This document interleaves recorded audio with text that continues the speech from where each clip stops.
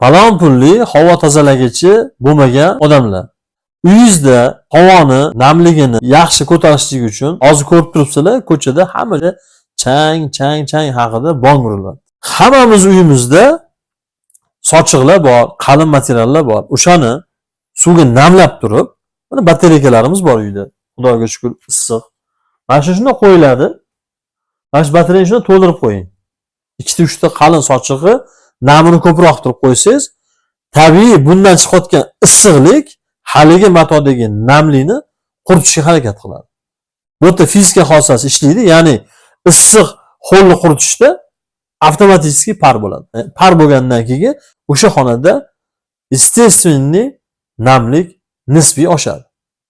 Agar siz o'sha namlayotgan sochig'ingizni agar isiruvli suvga qilsangiz, ne только undagi chang, balki bakteriyalar ham nisbiy o'ldiradi.